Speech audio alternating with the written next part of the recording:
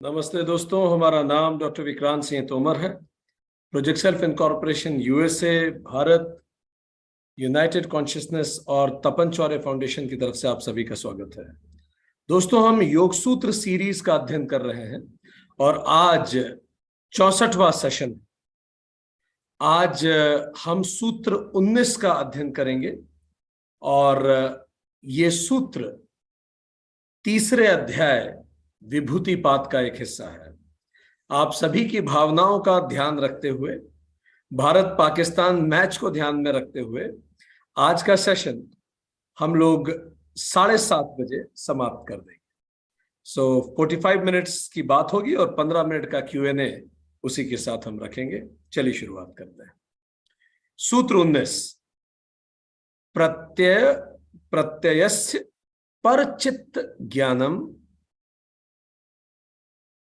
दूसरों की चित्त वृत्ति के संयम करने से उसके चित्त का ज्ञान हो जाता है। क्या तात्पर्य है इस बात का? प्रत्यय का अर्थ है मन की वृत्तियां, जो मन में चलता है। तो दूसरों के मन की वृत्तियों पर संयम करने से उनके चित्त में क्या चल रहा है इसका भी ज्ञान हो जाता है। बहुत अनुपम ये सूत्र है। आप एक ट्रेन में बैठे हैं, आपको कैसे पता लगेगा कि आपकी ट्रेन चल रही है या दूसरी ट्रेन चल रही है? कई लोगों के साथ ऐसा हुआ, हमारे साथ भी कई बार होता है कि एकदम से कंफ्यूजन हो जाता है कि उनकी ट्रेन चल रही है, हमारी ट्रेन चल रही है। तो क्या करना होता है उस केस में?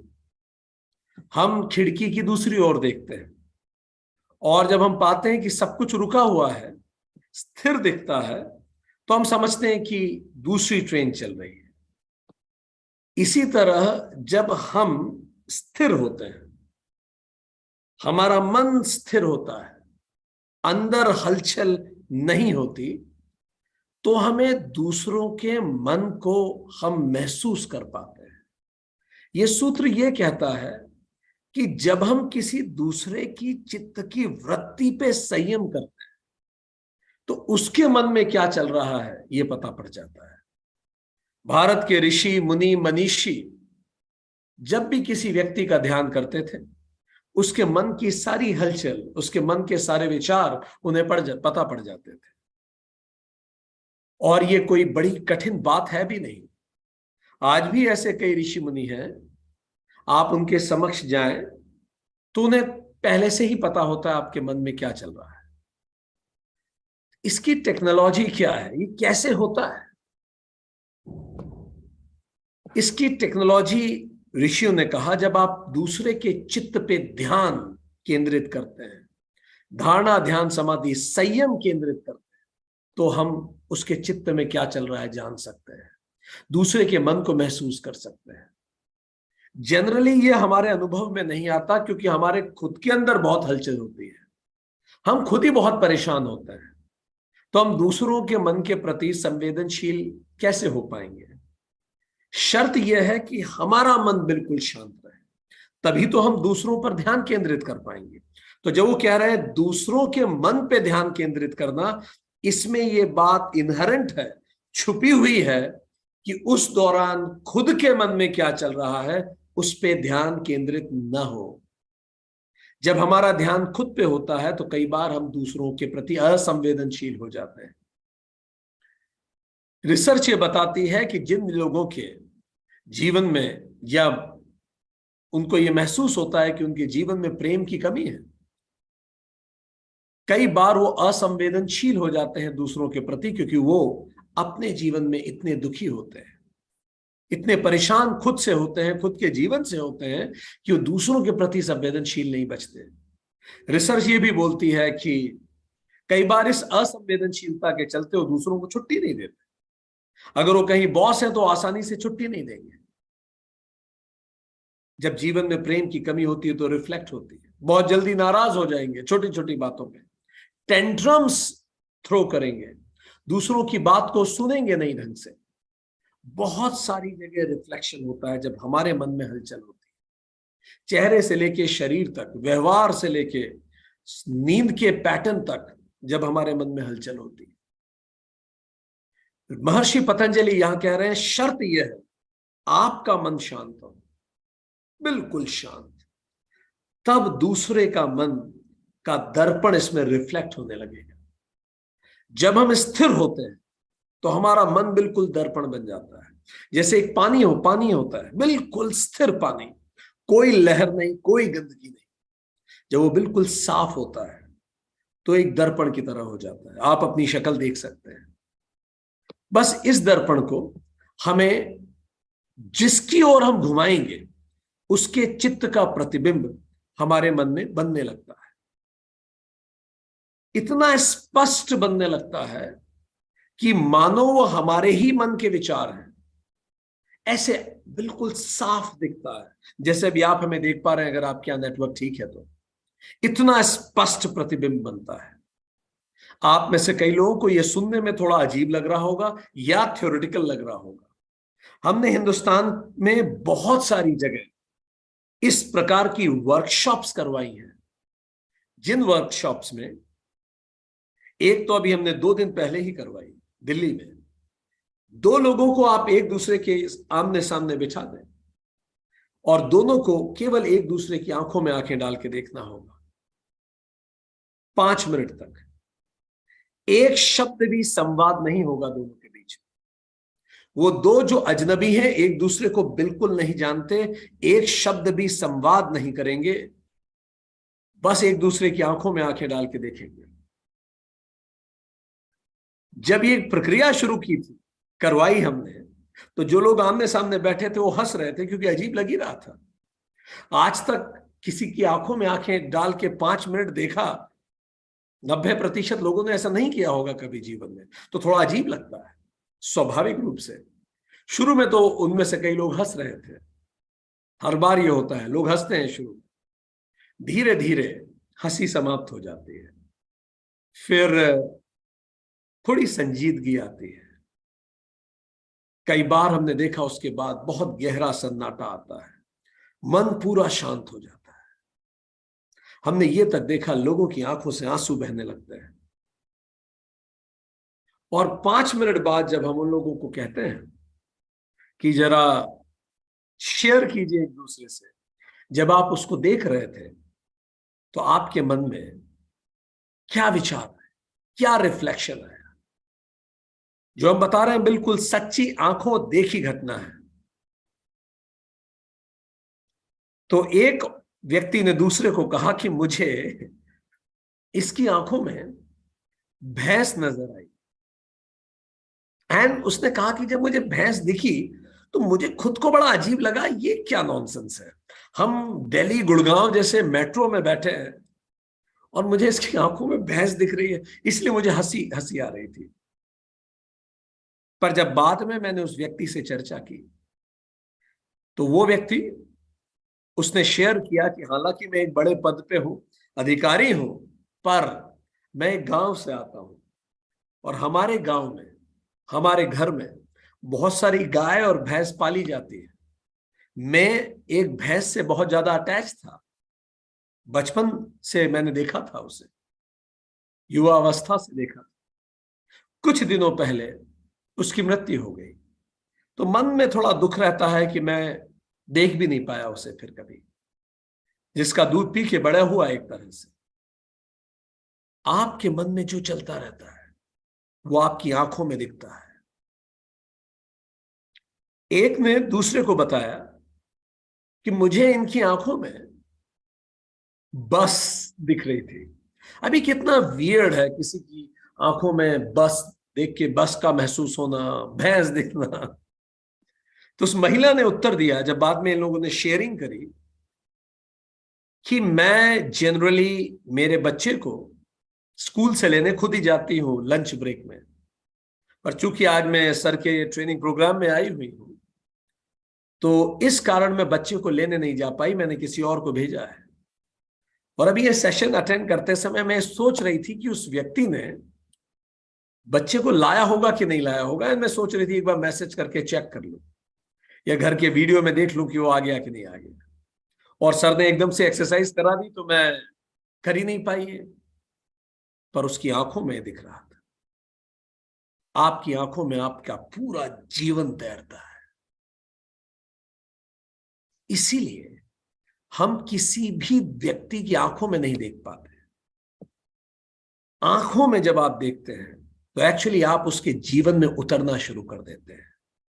इसीलिए आपने देखा होगा किसी की भी आंखों में अगर आप देखें तो व्यक्ति असहज हो जाता है, क्योंकि आंखों में देखना एक्चुअली उसके जीवन में उतरने जैसा है। आप अगर किसी को एक पल किसी की आंखों से आपकी आंखें मिले तो स्वाभाविक है, उसको आप कहते हैं आंखें मिली मेरी।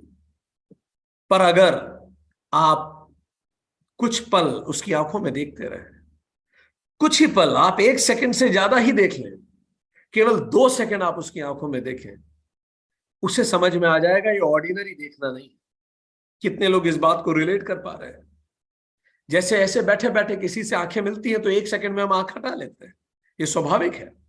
पर अगर आप किसी को देखें और 2 सेकंड तक लगातार देखें, करके देखिएगा, तो उसे समझ में आएगा ये ऑर्डिनरी देखना नहीं है। और जहां आपने 4 सेकंड से ऊपर किसी की आंखों में देखा, अब वो असहज होने लगेगा, वो परेशान हो सकता है। क्योंकि 4-5 सेकंड के बाद जब आप किसी की आंखों में देखते हैं तो आप उसके जीवन में उतरना शुरू कर देते हैं। ये ऑर्डिनरी देखना नहीं है, ये किसी को भी परेशान कर सकता है, खास तौर पे उसको जो नहीं चाहता कि आप उसके जीवन में उतरे। आंखों में आंखें डाल के देखना, इसीलिए आंखों को जब लोचन कहते हैं, और जो व्यक्ति नियत समय से ज्यादा आंखों में डाल के आंखें देखे उसको लोकल भाषा में, अपभ्रंश भाषा में लुच्चा कहते हैं। लुच्चा शब्द लोचन से बना है। उसका शाब्दिक अर्थ यही है, बगैर अनुमति किसी की आंखों में ज्यादा देर तक आंखें डाल के देखना, बिना उस व्यक्ति की अनुमति के बिना, यह उसके जीवन में हस्तक्षेप है, यह अनुचित है, क्योंकि वो असहज हो जाएगा। पास्ट लाइफ रिग्रेशन में ये आंखें एकमात्र जरिया होती हैं ये पहचानने का कि क्या उस व्यक्ति से आप पिछले जन्म में भी मिले हैं। जब व्यक्ति पास्ट लाइफ को देखते हैं अपने मेडिटेशन में, तो हम कई बार उन्हें कहते हैं कि उस व्यक्ति को अगर आप साफ देख पा रहे हैं, उसकी आंखों की तरफ गौर से देखिए, उस आंखों में देखिए, क्या उस व्यक्ति को आप इस जन्म में, वर्तमान जगत जन्म में पहचानते हैं। It is the one of the most strong way to identify the person।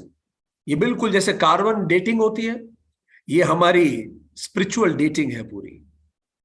ये एक तरह से आप सीडी रोम मान लीजिए, उसके हर ट्रेस में हमारे जन्म जन्मांतरों की कहानी छुपी है। तो यदि हम किसी की आंखों में आंखें डाल के देखें तो ये जन्म तो छोड़िए, एक्सपर्ट्स कितने जन्म देख लेते हैं। ऋषि मुनि केवल आंखों में आंखें डाल के देखें और एक पल में उनको उसके कई जन्मों का भान होने लगता है, रिफ्लेक्शन आने लगते हैं, ग्लिम्सेस दिखने लगते हैं। हमने ऐसे भी लोग देखे जब ये हमने वर्कशॉप्स करवाई थी कि लोगों ने एक दूसरे के घर के नक्शे तक बना के दे दिए। वो खुद चकित थे कि ये कैसे पॉसिबल है। वो लोग जिन्होंने जीवन में कभी ये नहीं किया, जब वो पहली बार बैठे और उसके बाद अगर 15 ऐसी पेयर बनी, 30 लोगों की, 15 की 2 पेयर बना के, तो जब बाद में हमने उनसे शेयरिंग करवाते हैं तो हमें ये पता लगता है, वो खुद बताते हैं, ऑन एन एवरेज जो कुछ देखा एक दूसरे के बारे में वो 70% दूसरे व्यक्ति ने वैलिडेट किया। अभी एक व्यक्ति ने बोला उस एक इसी प्रकार की वर्कशॉप में कि मुझे आपकी आंखों में 4 लड़कियां खेत में दौड़ती हुई दिखी। तो वो जो महिला थी वो चौंक गई जब उन्होंने शेयरिंग करी। उस महिला ने कहा, मैं वास्तव में चौंक गई थी जब आपने ये कहा। हम 4 बहनें हैं और हमारे गांव के खेत में जब भी हम लोग मिलती हैं कभी, तो अभी भी बचपन की तरह दौड़ लगाती है। And we are very close to each other. ये दिखता है आपकी आंखों में। आपकी आंखों में आपकी परेशानियां, आपकी वरीज सब कुछ पढ़ी जा सकती हैं, बशर्ते कोई पढ़ने वाला हो। और पढ़ने वाला तो कोई तब होगा ना जब वो खुद से मुक्त हो। हम खुद ही अपने आप में इतने एंगेज्ड रहते हैं, आत्ममुग्ध रहते हैं, कि जब हम किसी से मिलते हैं तो हमारा अटेंशन उस पर 15-20% होता है। ज्यादा से ज्यादा 50%। 50% हमारा अटेंशन तो हम पे ही रहता है। हम क्या सोच रहे हैं, हम उसको कैसे जज कर रहे हैं, हमारी उसके बारे में ओपिनियन क्या है, क्या मैं उससे सहमत हूं कि नहीं, क्या वो ठीक बात कर रहा है कि नहीं। कितनी सारे thoughts are engaging me, I am not focusing on him. Rishi Maharshi Patanjali यहां कह रहे हैं, यदि आप 100% फोकस करें तो आप उसके चित्त को जान पाएंगे। चलिए हम आपको प्रक्रिया बता देते हैं। आमने सामने होते तो तत्काल ये हम करवाते आपको, पर प्रक्रिया जरूर हम आपको बताएं। ये ना कठिन है ना अजीब है, ये स्वाभाविक होती है, ये क्षमता सब में है। और ये हमने बारंबार ये एक्सरसाइज करवाई है। उसके कुछ मेथड्स हैं। तो सबसे पहले क्या किया जाता है इसमें, आप अपने घर में इसको करके देखिए। बिल्कुल शांति से दो लोग बैठे। अच्छा, अजनबियों के साथ ये करना ज्यादा सरल होती है। क्यों? क्योंकि उसके बारे में आपको कुछ पता नहीं होता, तो आप बायस नहीं हो पाते। घर के सदस्य जिसको आप जानते हैं, आपके ऑलरेडी बायसेस हैं। कुछ भी रिफ्लेक्शन आया, अब आप उसको जोड़ने लग जाएंगे, अच्छा ये इसलिए सोच आ रहा है, आप फिर रैशनलाइज करने लग जाएंगे। ये इंट्यूटिव है, इंटेलिजेंस का खेल नहीं है। It can be any yes, उस व्यक्ति का फिजिकल प्रेजेंस ना होना भी कोई फर्क नहीं पड़ता, वो फिजिकली हो या नहीं हो, उसके भी बियॉन्ड आप जा सकते हैं, बशर्ते शर्त वही है 100% फोकस। तो पहले क्या करते हैं इसमें, सबसे पहले स्टेप 1 ये होती है, बिल्कुल सांस अंदर बाहर करके खुद को स्थिर किया जाता है। जब आप बिल्कुल स्थिर होते हैं, कोई लहर नहीं मारते, बिल्कुल शांत होते हैं। उसके बाद भले 2 मिनट में हो, 5 सेकंड में हो, जितना आपको समय लगे, फिर आंखें खोल के सामने वाले व्यक्ति की आंखों में देखा जाता है। आंखें, हमने कहा, अंतरात्मा का आईना है। इसी में भूत भविष्य वर्तमान सब छुपा है। आंखें झूठ नहीं बोलती, वो केवल सच बोलती है। जो बड़ी बड़ी इन्वेस्टिगेटिव एजेंसीज हैं, वो इन आंखों से पता लगाती हैं आपके मन में क्या चलता है। इसकी पूरी ट्रेनिंग की जाती है। जैसे फॉर एग्जाम्पल, यदि कोई व्यक्ति कुछ कह रहा है और आपको बात पसंद आ रही है, तो ये जो आंखों का आपका ये गोल गोल ब्लैक है, इसके अंदर एक और छोटा ब्लैक सर्कल होता है। उसका कर्वेचर बड़ा हो जाता है अगर कोई बात आपको पसंद आ रही है, और अगर वो बात आपको पसंद नहीं आ रही, उसका कर्वेचर छोटा हो जाता है। ये स्पॉन्टेनियसली होता है। यदि आपके सामने कोई ऐसा व्यक्ति बैठा है जिसको आप पसंद कर रहे हैं, अपने आप आपकी आंखों के पीपल का वो जो अंदर वाला सर्कल होता है, उसका कर्वेचर बड़ा हो जाएगा, वो बड़ा हो जाएगा, फैल जाएगा। और आपको पसंद नहीं आ रहा तो छोटा हो जाएगा, एज इफ आंख उसको देखना ही नहीं चाहती। तो कई बार ऐसी, इससे भी पता लगता है, हालांकि आकलन का विषय है, हम जो बात कर रहे हैं वो इंट्यूशन की बात कर रहे हैं। आंखें झूठ नहीं बोलती, उसमें पूरा जीवन की खुली किताब है। तो इसलिए कोई भी व्यक्ति को जब आप थोड़ा ज्यादा समय देखते हैं तो वो असहज होने लगता है। ठीक, एक बार इस एक्सपेरिमेंट को भी करके देखिए कि जिसको आप जीवन में बेहद प्रेम करते हैं, एक बार उसकी आंखों में आंखें डाल के भी देखें। वो आपकी माता जी हो सकती है, स्पाउस हो सकते हैं, फ्रेंड हो सकते हैं, the person whom you love हो सकते हैं, दोस्त हो सकते, कोई भी हो सकता है। एक बार इस एक्सपेरिमेंट को करके देखिए। बस आमने सामने बैठ जाइए और आंखों में आंखें डाल के 5 मिनट तक जस्ट रिफ्लेक्शन होने दें। कोई लॉजिक नहीं, कोई आकलन नहीं, कोई जजमेंट नहीं, कोई ऑब्जर्वेशन नहीं, कुछ नहीं, बस साक्षी। आपको कई अनकही कहानियां मिलेंगी। ऐसे कई काश मिलेंगे जो उन्होंने कभी आपसे शेयर नहीं किए, कई डर जो आपको कभी बताया नहीं, कई अनुभव जो उन्होंने अकेले ने महसूस किए, कई ऐसी घटनाएं जो आपके संज्ञान में नहीं है, वो सब इसमें दिखेगा। बाद में you can share, you can do with kids also, you can do with anybody. ठीक। सो ये स्टेप 1 हो गया, खुद को शांत करें। स्टेप 2 हो गया, उनकी आंखों में देखें। जब आप उनकी आंखों में देखेंगे तो आपके अंदर भाव क्या होना चाहिए, ये सुनिए। क्या सोचना है, मन में क्या चलना चाहिए, भाव क्या होना चाहिए। आपके मन में तो कुछ नहीं चलना चाहिए, कहने का मतलब हमारा यहां यह है, क्या आपके अंदर गहरा भाव होना चाहिए जिस भाव से आप इस पूरी प्रक्रिया को करें। सोचना कुछ नहीं है, किस भाव से इसमें उतरना है। भाव होना चाहिए शुद्ध करुणा का भाव, जैसे आप अपने छोटे बच्चों के प्रति होता है। बस ये मानिए, सामने कोई भी हो, ये मानिए आपका बेटी, आपकी बेटी, आपका बेटा है, बस वैसा करुणा का। उस आंखों में कुछ ना ढूंढें, कुछ ना सोचें, कोई अनुमान ना लगाएं, कुछ जज ना करें, केवल शुद्ध करुणा से देखें। और क्या देखेंगे जब आप शुद्ध करुणा से देखेंगे, कि ये व्यक्ति भी अपने जीवन में उसी तरह से सुखों की खोज कर रहा है जैसे मैं कर रहा हूं। ये व्यक्ति भी तो अपने जीवन में वैसे ही दुखों को दूर करना चाह रहा है जैसे मैं चाहता हूं। इस व्यक्ति के तो जीवन में भी, इस व्यक्ति के भी जीवन में वो सारे उतार चढ़ाव आए हैं जो मेरे जीवन में आए।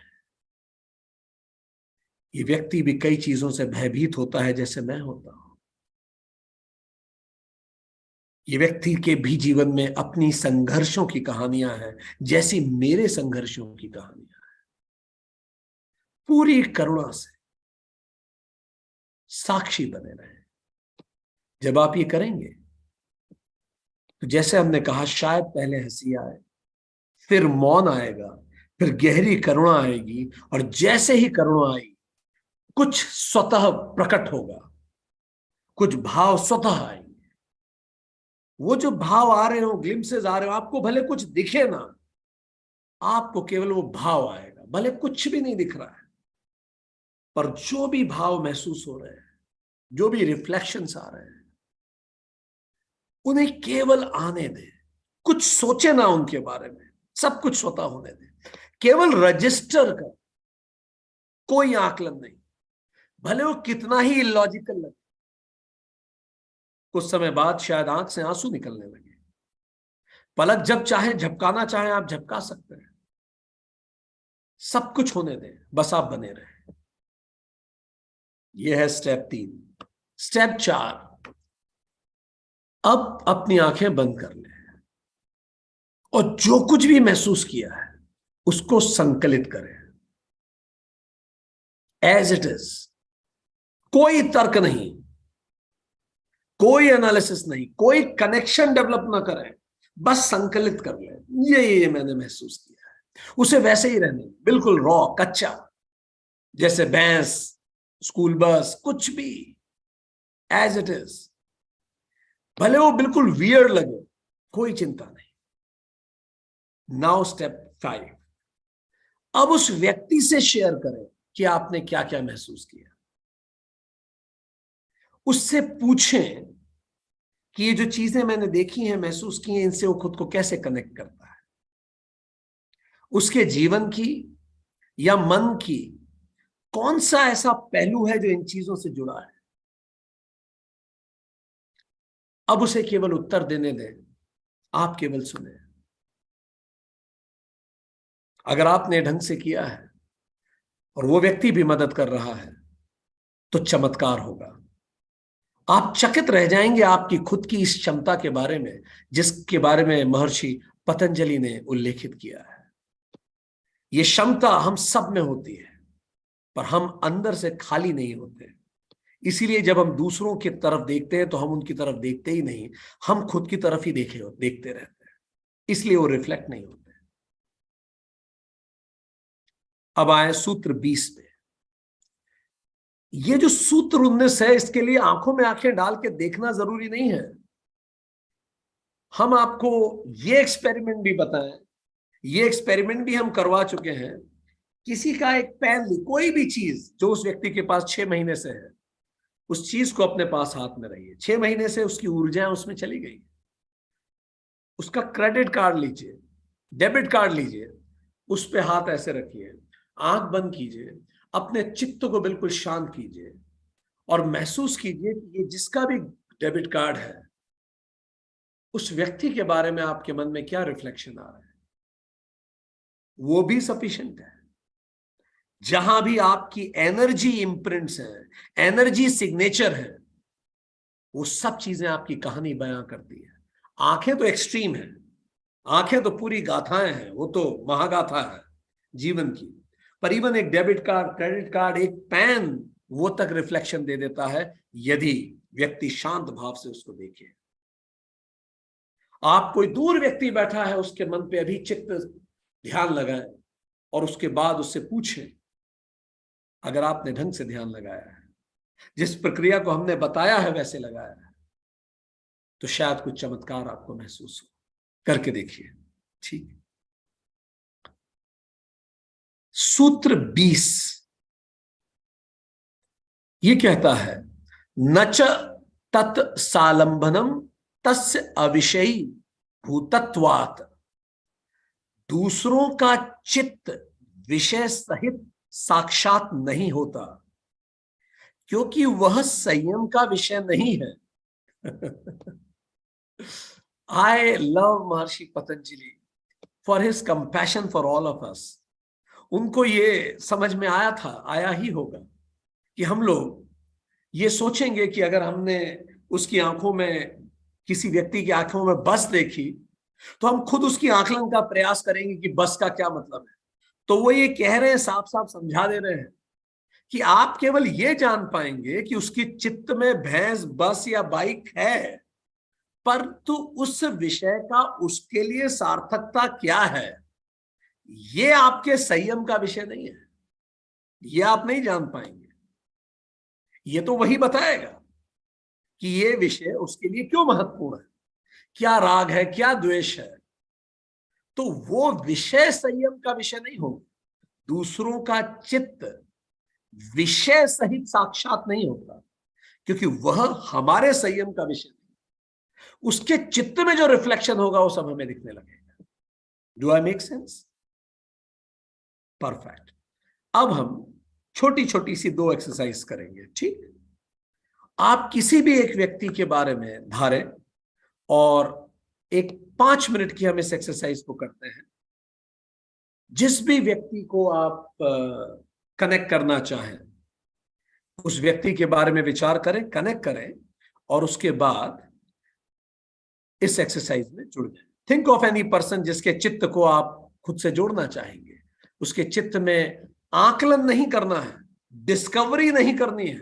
हम फिर कह रहे हैं, ये खोजबीन नहीं है, डिटेक्शन नहीं है, ये कंपैशन है। ये नहीं है कि उसके चित्त में क्या चल रहा है मैं पता लगाऊं, ये नहीं है। Out of love and compassion, think about anybody. To make things more easy, think about a person whom you love, जिससे आप कनेक्टेड हैं। उस व्यक्ति के बारे में सोचिए और इस प्रक्रिया को करते हैं। आमने सामने बैठने से इसका असर बहुत गुना बढ़ जाता है। हमारी योग साधना पर निर्भर करता है, पर फिर भी करके देखते हैं। चलिए, किसी भी व्यक्ति को ध्यान में लाइए जिससे आप कनेक्ट करना चाहेंगे। ठीक। अगर आप तैयार हैं, रेज योर थंब।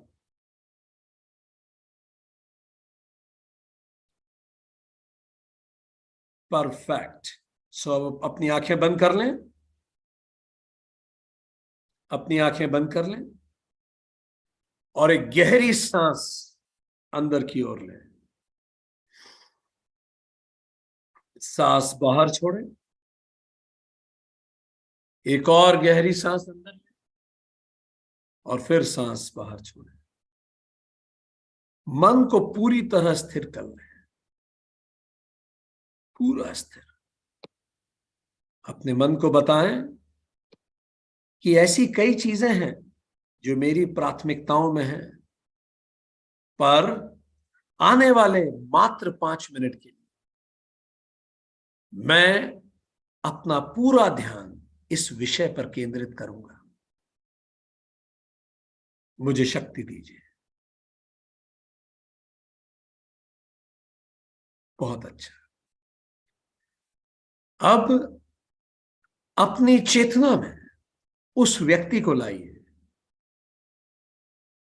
जिस व्यक्ति के बारे में आप विचार करना चाहते हैं, उसके चित्त पे आप विचार करना चाहते हैं।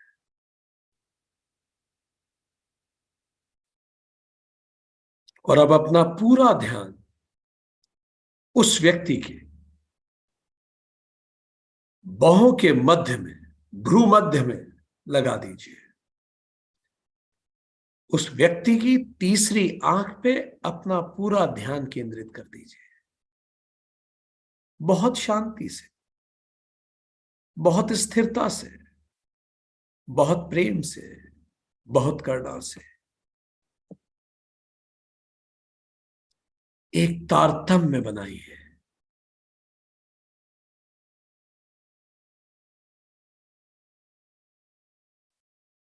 पूरा ध्यान उस व्यक्ति पे केंद्रित करके शुद्ध करुणा के भाव से मानो वो व्यक्ति आपका बेटा या आपकी बेटी है, कोई छोटा बच्चा है आपका। जिस प्रेम से आप उसके बारे में विचार करते हैं, उस प्रेम से उस व्यक्ति पे विचार करें।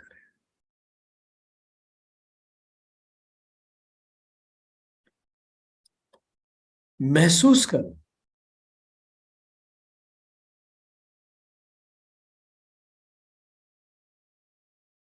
उस व्यक्ति की प्रेजेंस को। उस व्यक्ति का जीवन भी आपके ही जीवन की तरह बहुत सारे उतार चढ़ाव से गुजरा है। उसके मन में भी आप ही की तरह कई तरह के भय हैं, असुरक्षाएं।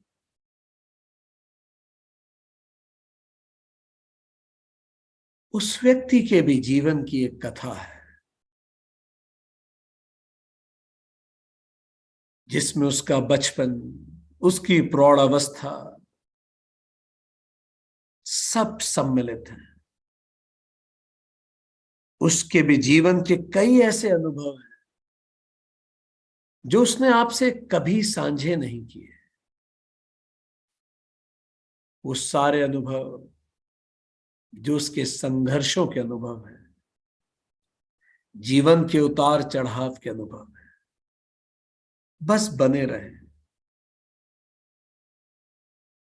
बस महसूस करते,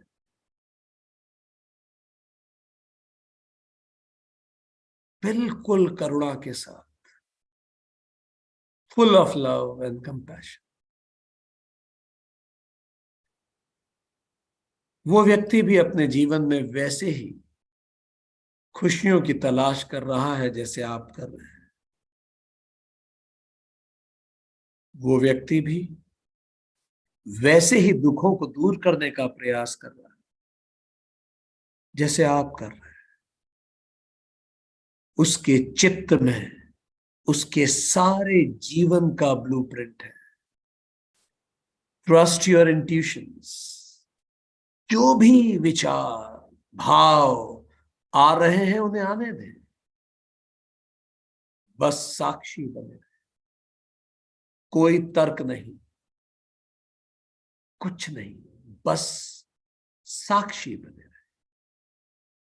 जो भी भाव आ रहे हैं आने दें।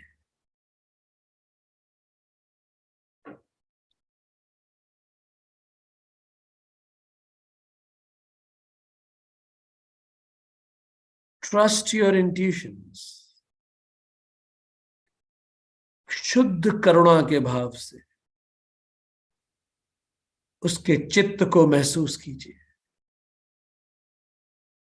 जो भी विचार आपके मन में आ रहे हैं, केवल उन्हें रजिस्टर कीजिए। उसके जीवन के उतार चढ़ाव की जो भी घटनाएं, विचार आपके ध्यान में आते हैं, उन्हें महसूस करें। बने रहें, बने रहें, बने रहें, पूर्ण करुणा के साथ, प्रेम के साथ।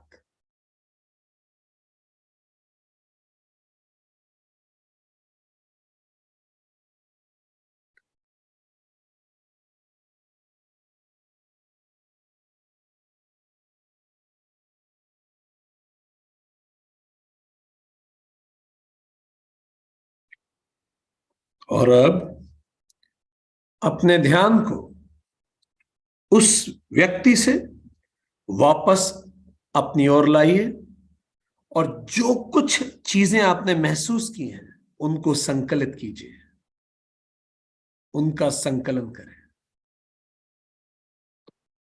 कोई लॉजिक नहीं, कोई कनेक्शन नहीं, बस एक बार संकलित कर लें।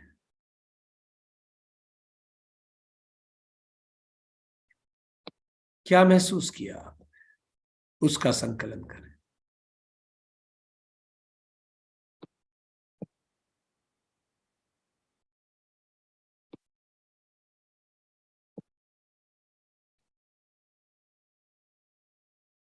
ये जो भी चीजें आपने संकलित की हैं, इनको बाद में कहीं लिख लीजिएगा और उस व्यक्ति से जब संवाद हो तो बात करके देखिएगा।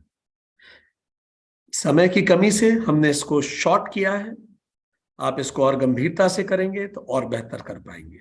यही महर्षि पतंजलि बता रहे हैं। अब एक दूसरी एक्सरसाइज हम आपसे के साथ करेंगे। इस एक्सरसाइज में हम आपके ऑब्जेक्ट बनेंगे। ओके, आपको यह करना है, हम भूल जाइए कि हम विक्रांत सिंह तोमर हैं, हम कोई भी व्यक्ति हो सकते हैं। हम सतीश हो सकते हैं, हम रमेश हो सकते हैं, हम कुछ भी हो सकते हैं। ठीक, आपको पूरी बैच को हमसे 8 प्रश्न पूछने हैं। वो आप लिख के भी पूछ सकते हैं, बोल के भी पूछ सकते हैं। और 8 प्रश्नों के बाद आपको पता लगाना है कि हमारी सिचुएशन क्या है, हमारे मन में अभी क्या चल रहा है। ठीक है, या what is it my situation right. क्योंकि किसी की मदद करने के लिए सबसे पहले जरूरी है कि हम उससे कनेक्ट करें। ठीक, तो आप हमसे कोई भी 8 प्रश्न पूछ सकते हैं और 8 प्रश्नों के बाद you need to guess what is my situation.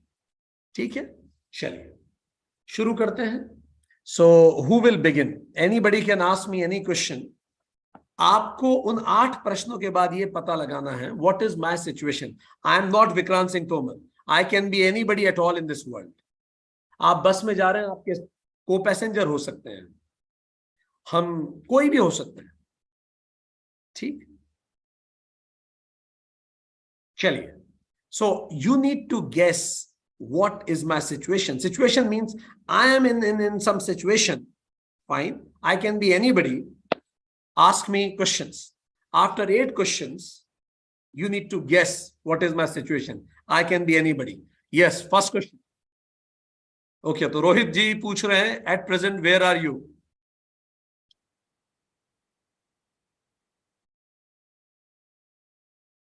On a highway. First question answered. Second question.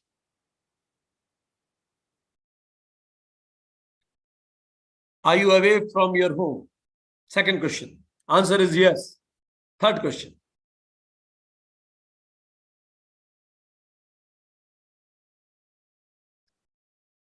Purpose of your visit. Professional. 3 question हो गए. How was your previous day? 4th question. Nice. 4 question हो गए. How are you feeling now?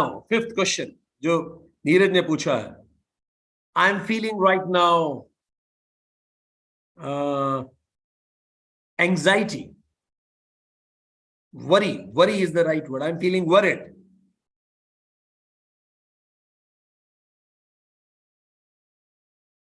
Sanya, I answered your question.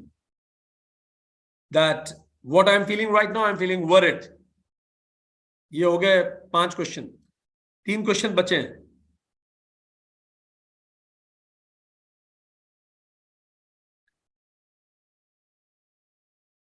Okay, what is time right now? It's 7:10। हमें याद है cricket match चालू होने वाला है, इसीलिए याद दिला रहे हैं। 7th question is, what is your goal? To perform better. 7th, last question. Any big achievement these days? Yes, many. ये हो गया 8। Guess हम कहां हैं? What did you get out of these questions? Anybody who could guess what is my situation? कहां है कि नहीं? What is my situation? क्या पता लगा आपको इन सब questions से?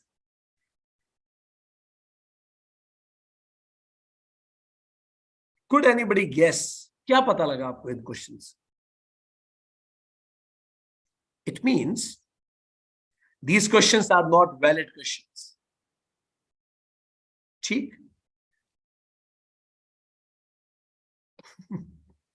Adi, as I told you, forget that I am Vikrant Singh Tomar. I can be anybody.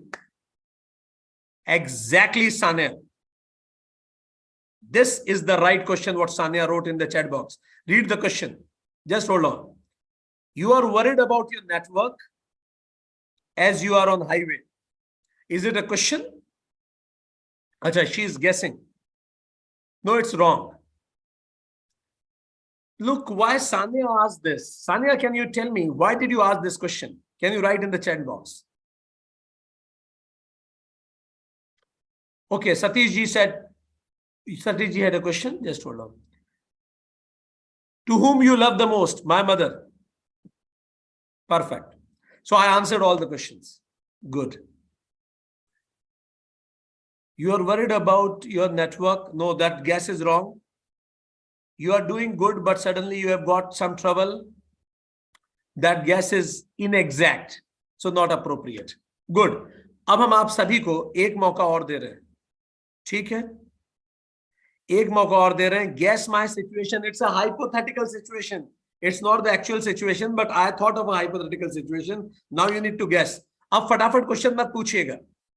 पहला एक व्यक्ति क्वेश्चन पूछेगा, हम आंसर देंगे, फिर दूसरा टाइप कीजिएगा। चलिए, giving you one more chance, all of you, quick, guess my situation. Are you in a happy mood? First question, Satish ji asked. Answer is no. First question I have answered. Second question, write down. Satish ji ने पहला question पूछ लिया है, अब दूसरा question. Perfect.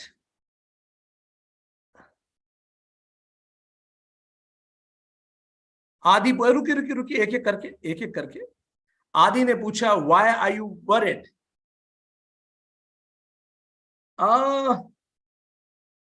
I think this the reason of my worry is I'm feeling that I should not fail to deliver. I answered you, Adi. Third question. How your life is going on? Third question. Nice, but not right now. 3 question हो गए। चौथा question पूछिए।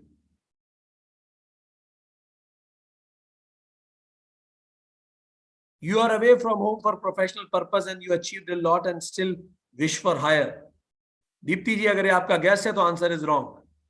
चलिए, what have you achieved? Is it work related? The answer is yes. 5 question हो गए। What have you achieved? A medal last year. 6 question हो गए।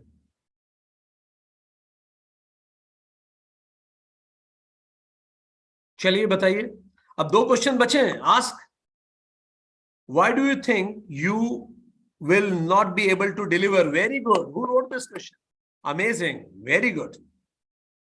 Because I feel I may not be able to reach there in time.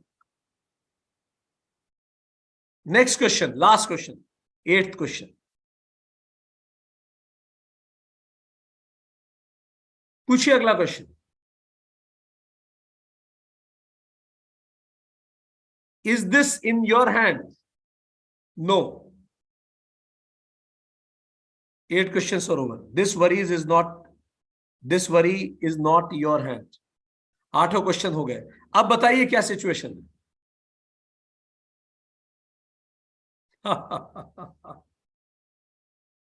चलिए अब रुक जाइए, रुक जाइए, रुक जाइए, रुक जाइए, रुक जाइए, रुक जाइए।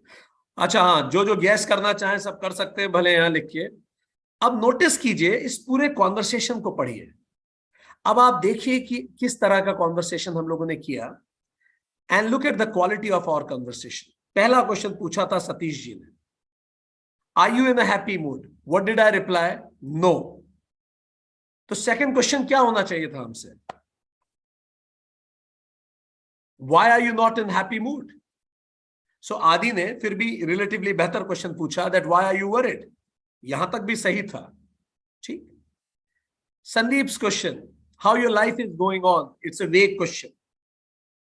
जब आदि ने पूछा व्हाई आर यू वरिड, तो हमने कहा I am afraid I may fail to deliver. तो थर्ड क्वेश्चन क्या होना चाहिए था? थर्ड क्वेश्चन होना चाहिए था, why do you think you will fail to deliver?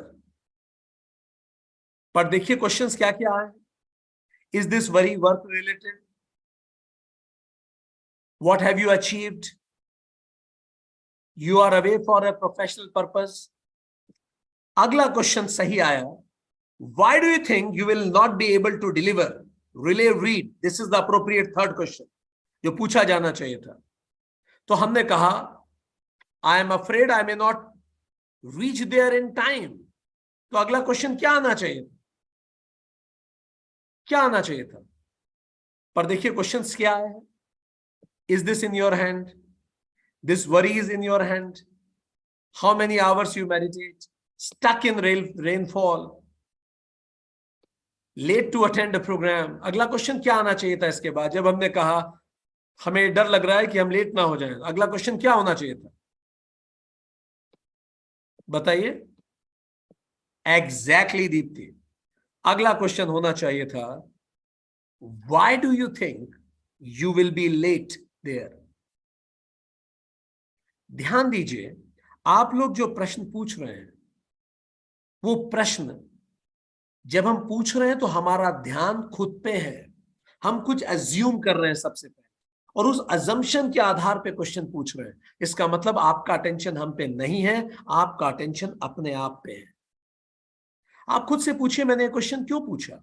Like for example, अगर कोई कुछ भी क्वेश्चन पूछ रहे हैं, so why you are asking that question? Fine. हम कुछ अज्यूम कर रहे हैं फिर क्वेश्चन पूछ रहे हैं, वो मत कीजिए। अटेंशन जो महर्षि पतंजलि कह रहे हैं, उसका मतलब यह है, व्यक्ति जो मुंह से बोल रहा है केवल उस फोकस को फॉलो करे। कॉन्वर्सेशन कैसा होना चाहिए? पहला क्वेश्चन क्या होना चाहिए? Idle conversation. हमने बोला आप हमारा सिचुएशन गैस करें, तो 100% हम पे फोकस कैसे करेंगे आप? क्वेश्चन आपका ये हो सकता है, what are you feeling right now? हमने कहा I am feeling worried. Second question क्या आएगा? What is the reason of this worry?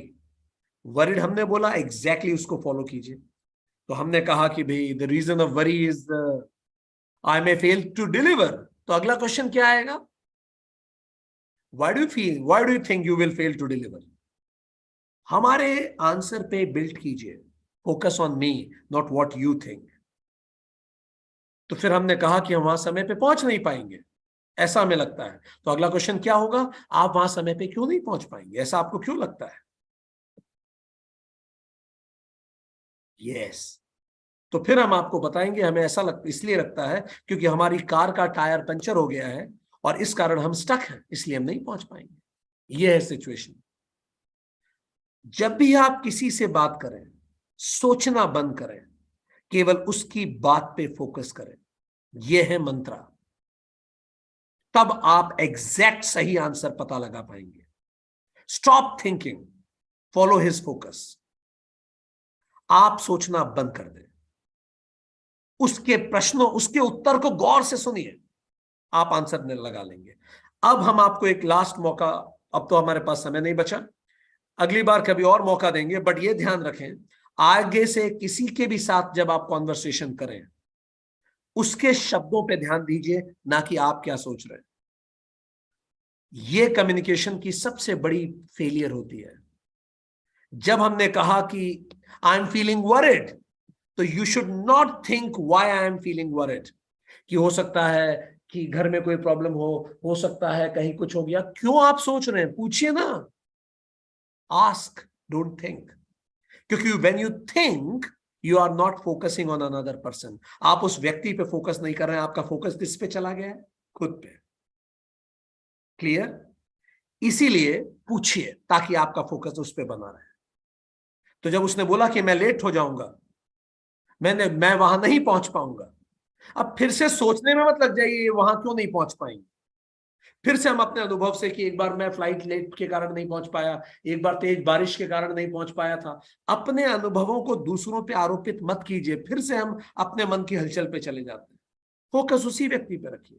उसने कहा मैं लेट हो जाऊंगा, या मैं डिलीवर नहीं कर पाऊंगा। क्यों नहीं कर पाएंगे आप डिलीवर? स्पेसिफिक रहिए और पूरा फोकस सामने वाले पे रखिए। तो महर्षि पतंजलि हमें समझाने की कोशिश कर रहे हैं, जब आप फोकस पूरी तरह से सामने वाले को देते हैं, तब अपने आप उसके मन की बात आप समझ जाते हैं। ठीक? ऑर्डिनरी कम्युनिकेशन में भी आप करना चालू करेंगे, आप देखेंगे आपकी ट्यूनिंग किसी से भी बहुत अच्छी हो जाएगी। बस एक काम कीजिए, सोचना बंद कीजिए, पूछना चालू कीजिए उससे। वो खुद आपको बताएगा वो क्या सोच रहा है। आप अज्यूम करना बंद करें। ठीक? सो आज के लेसन से हमने क्या सीखा? First, have compassion for everybody. सभी के लिए कंपैशन रखें। दूसरा, नेवर जज एनीबडी। हर व्यक्ति उसी उतार चढ़ाव से गुजरा है। अगर आप जज करेंगे, उसके मन की बात कभी नहीं कर पाएंगे, समझ पाएंगे। We all are one, lesson number 3। हम सब एक जैसा ही जीवन ले जी के आते हैं। बस किसी के जीवन में ज्वार भाटा कभी आता है, किसी के जीवन में कभी आता है। इसलिए नेवर जज anybody. Fourth, all are good. हम सब अच्छे होते हैं। जैसे हम हमारे बच्चे को जब देखते हैं, हमें उसमें कितना प्रेम और करुणा होती है। वो गलती भी करता है तो भी हमें उसमें संभावना दिखती है कि वो अच्छा कर लेगा। Point number 5, we all have a bigger life plan. हम सबका एक बड़ा लाइफ प्लान है, उससे हम होके गुजरते हैं, और ये सारे उतार चढ़ाव आते हैं जीवन में। Lesson number 6, 100% attention. कोई जब बोलना आपसे चालू करे, आप ये मत सोचिए कि ये इसका क्या मतलब होगा। आप जहां आकलन में फंसे, वहां आपने उसे खो दिया। क्योंकि आकलन का मतलब है आपका अटेंशन उस पे नहीं है, अपने जीवन के अनुभवों को पिरो के उस पे आरोपित करने पे है। और यही हम गलती करते हैं। इसीलिए पिता और पुत्र में संवाद नहीं हो पाता ढंग से कई बार। क्यों? क्योंकि पिता के पास इतना अनुभव है कि वो उन अनुभवों को आकलन करके बच्चे पे आरोपित करता है, और बच्चे को लगता है ये मेरी प्रॉब्लम ही नहीं समझ रहे।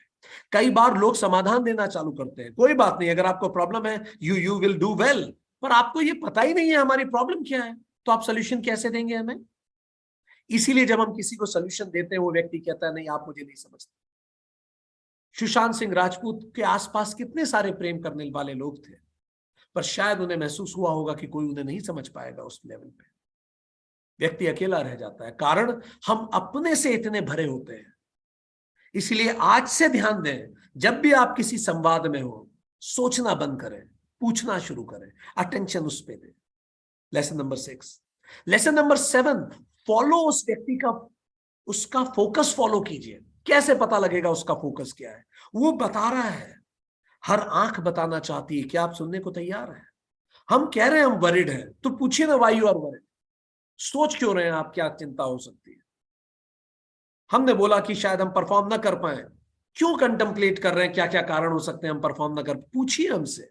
Follow my focus. कैसे पता पड़ेगा हमारा फोकस क्या है किसी भी संवाद में? हम कौन से शब्द यूज कर रहे हैं, पूरा अटेंशन शब्दों पे रखिए, और उन्हीं शब्दों से अगले प्रश्न को बनाइए।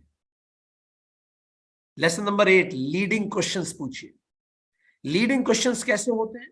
जो हमें बोलने के लिए प्रेरित करें, इससे आप उसके मन की बात जान पाएंगे। जैसे लीडिंग क्वेश्चन, आप क्यों नहीं पहुंच पाएंगे? हम बोलेंगे आपको क्यों नहीं पहुंच पाएंगे, क्योंकि हमारी कार का टायर पंचर है। आपको तुरंत समझ में आ जाएगा। कई बार लोग बीच में कहने लगते हैं कोई बात नहीं, अगर आप परफॉर्म नहीं कर पा रहे हैं, याद कीजिए पिछली बार आपने कब परफॉर्म किया था, आप चिंता मत कीजिए, हौसला रखिए, जीवन में सब आता है। अरे भाई, हम समझ रहे हैं आप हमारी मदद करना चाह रहे हैं, पर ये बातें मदद नहीं कर रही हैं क्योंकि आपको प्रॉब्लम ही नहीं पता है। प्रॉब्लम ये टायर पंचर है, आत्मविश्वास की कमी नहीं है। Clear? Ninth and last, see world from their perspective. इसीलिए महर्षि पतंजलि जो कह रहे हैं वो एक आगे की बात है, एक कदम आगे की बात है।